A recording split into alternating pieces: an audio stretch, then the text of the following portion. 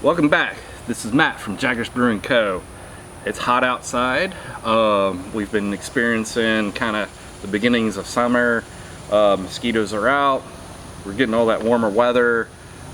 Neighborhood's buzzing with a bunch of things going on constantly. So trying to shoot this without too much interactions with the whole outside world of the neighborhood. You can hear the cicadas. You'll probably hear some of the chickens. Live in Texas, rural area, so you're probably going to hear some loud trucks near a highway, and there's some traffic going on behind me. So thanks for stopping in, checking this out. Today's project is going to be Orval-ish, right? And so this is another project from Escarpment Labs.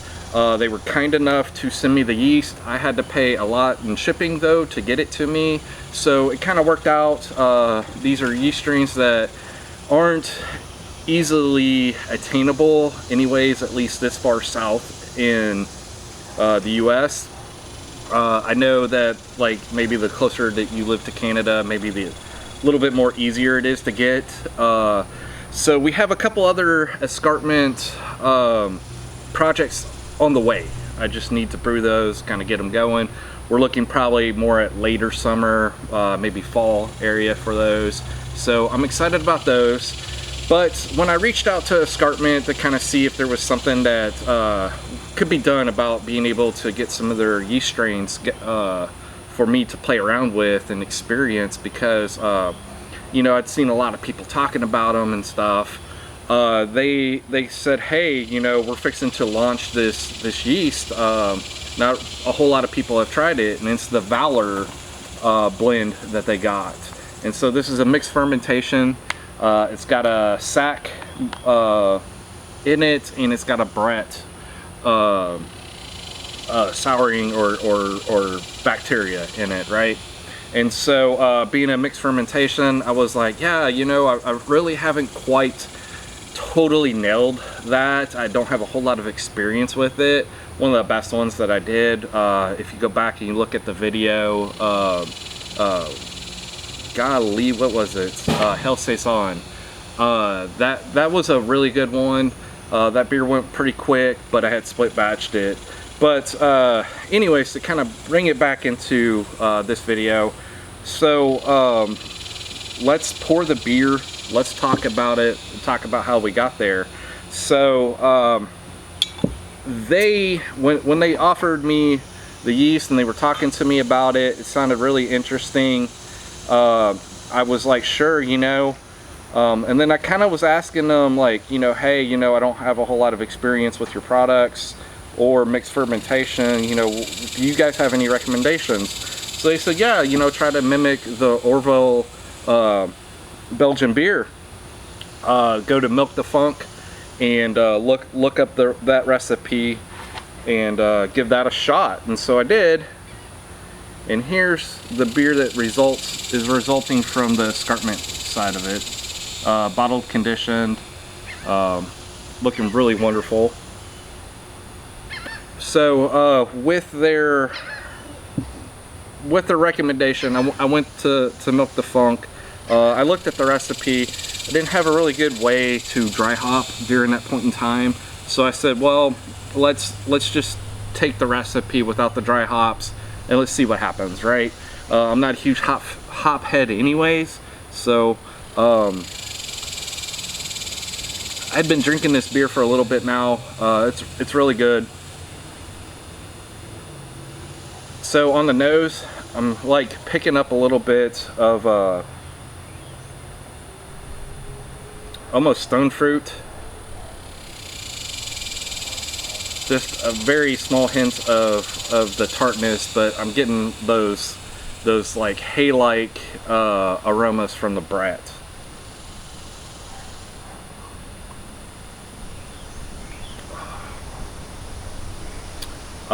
As far as the flavor goes, it's got a nice medium mouthfeel.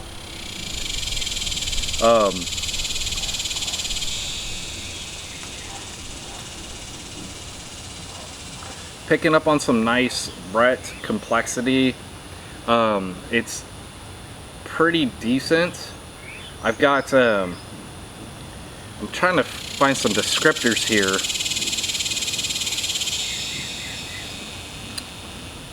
This thing's not super complex, but it's got something that I'm trying to identify. It has a little bit of some phenols in it, like some light pepper notes, maybe very light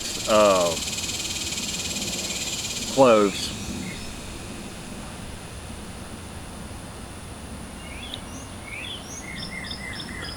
A little hint of tartness. I think at least this bottle maybe even has a little bit of like oxidation to it, kind of picking up kind of on the outer edge of like the kind of like wet, damp cardboard taste. So that's not good. It's been a while since I've had this one here.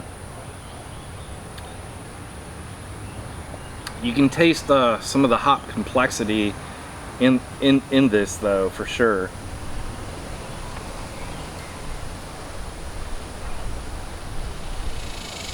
Got a little bit of a malt backbone. Again, kind of moving into like hay-like, kind of barnyardy taste. So not a bad beer. I am a little bit worried about a little bit of that oxidation that I'm kind of starting to taste. Kind of has me worried there some. So as far as the recipe goes, RO water put into the kettle. For the water profile, I shot for the like amber balanced side of things. That made the most sense to me at that point in time. This thing's probably, I don't know, 6-8 months old now. So it's held up this long. Like I said, now I'm starting to pick up a little bit on that oxidation. It's probably been a good, I don't know, month and a half last since I've had this beer. So we'll see how it finishes holding up over the last little bit. So for our grains, we did Pale Malt at 46.6%, did some Belgian Pilsner at 28.2%, some Cara-Pils 9%, Caramel 60 or Crystal 60 at 9%, and Munich 10 at 0.8%. Like I said, I just grabbed that Milk the Funk recipe, brought it over, and tried to kind of balance it a little bit. For our boil additions, we did some of the Candi syrup, the clear version. I used right at about 10 ounces of that.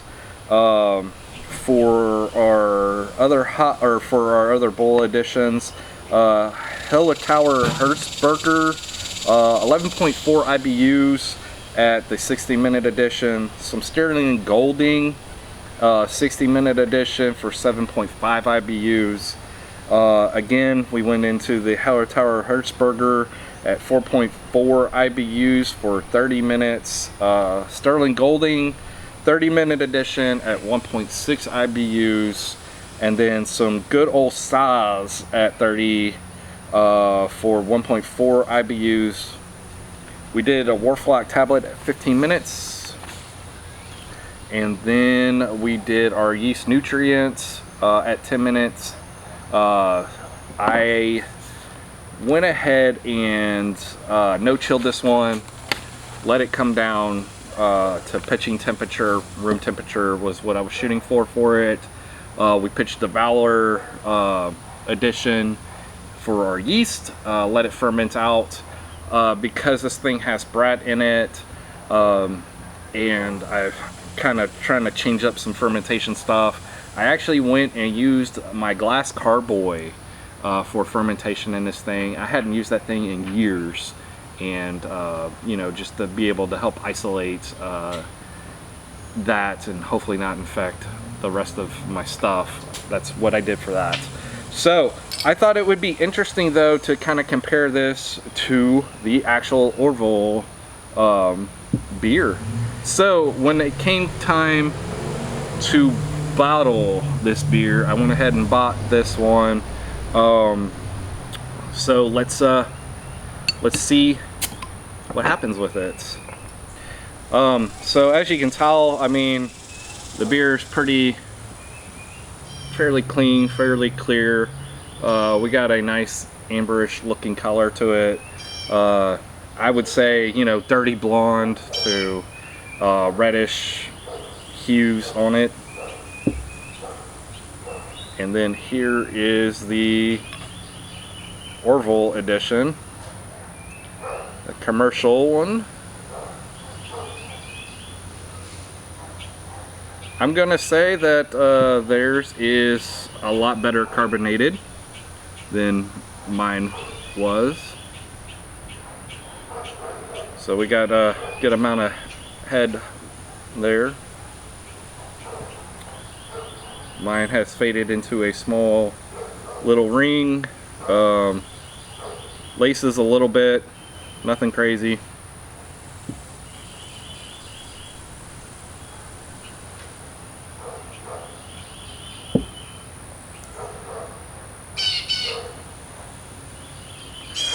Right off the nose, there's a lot more complexity with the Orval edition.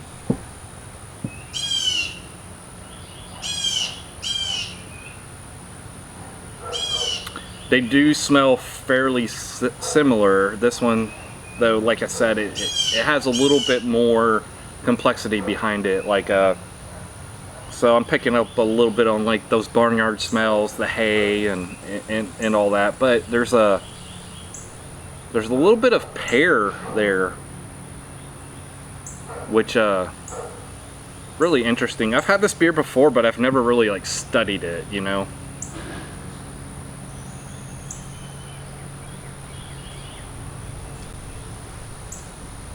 The smell is fairly close.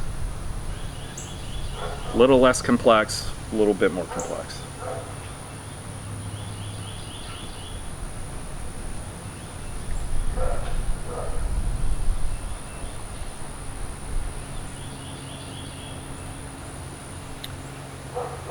The Valor edition is a little bit more complex on the tongue, really. It pops and shines a little bit more than this one currently does anyways.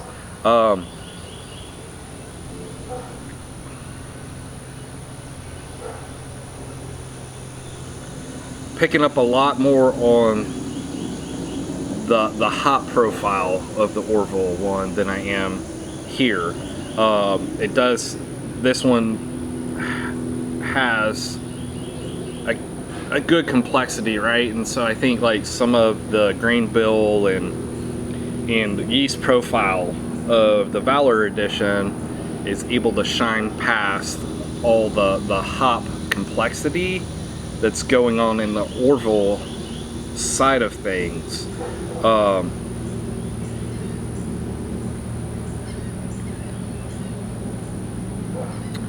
Yeah.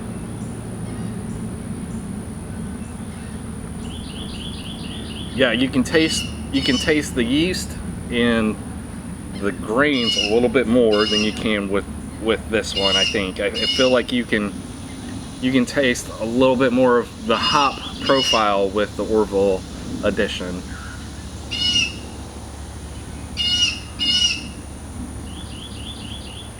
Close and similar, but I think that the Orval edition it's a little bit more rounded, but a little bit more expressive on the hop profile. They both seem to have that about same mouthfeel to them.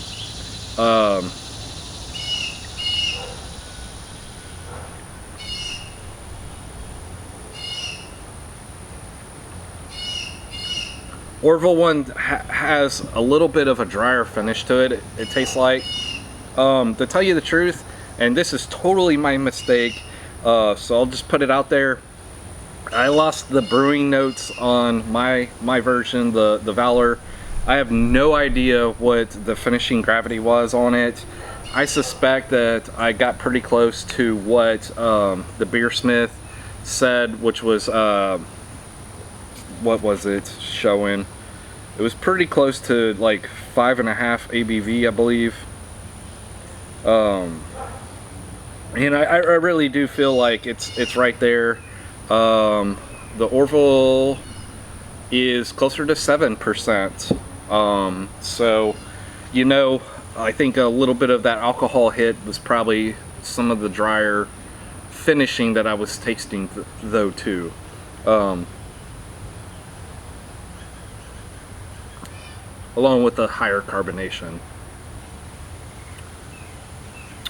So, what would I do different? Well, now that I've kind of figured out dry hopping, I would probably try to rebrew this again eventually. I would attempt to dry hop it. I think that some of the hop complexity in the boil additions for this were unnecessary, right? I think that we should have probably chose one hop for a 60-minute addition, maybe a little bit higher IBUs to tone down the amount of hops that went into it. I don't think that we picked up any hop complexity on that side of things. I think we just got bitterness, right? So I think I would move to one different hop. I probably would use Hallertau Magnum. I mean, why not at that point? You probably wouldn't need that much anyways. The 30-minute additions, I don't really have a problem with those. Again, we're throwing in two different types of 30-minute additions there. I think going to one hop on that, if we needed it. Well, actually, no, we've got 3 different hops for the 30-minute addition. I think what I would do though is I would probably do one hop addition again for the 30-minute addition, and then go back and do a really late hop addition, maybe 5 minutes, maybe do a whirlpool or something like that. Maybe stick a little closer to the dry hop aspect of the milk defunct recipe there, you know, and try that out. Overall, I'm pretty happy with this beer. Like I said, it's a little upsetting that at least this bottle is showing some signs of some oxidation, you know, 6-8 months into it. I don't really have that type of experience overall with my bottled conditioned beers. You know, it seems like either they're going to be oxidized almost immediately or over the long run of things. I don't normally have a lot of oxidation in that aspect of things, so maybe it's a little bit of the yeast development and character there. Not a bad beer. I would say that I feel like it's related, at least slightly, to the Orval edition. This one's a little bit darker, and maybe that's some of that oxidation there again talking. But having said all that, if you haven't subscribed to the channel, please do so. I'd appreciate it. I love seeing this thing grow. I love talking to each and every one of you guys. If you want some more behind the scenes things going on that I'm doing, check me out on Instagram. I post there almost daily, most of the time, and you'll see some of these things coming along before you see them on the channel. Having said all that, I thank each and every one of you. Thank you guys so much for coming by and dealing with the loud trucks in my neighborhood. Cheers, guys.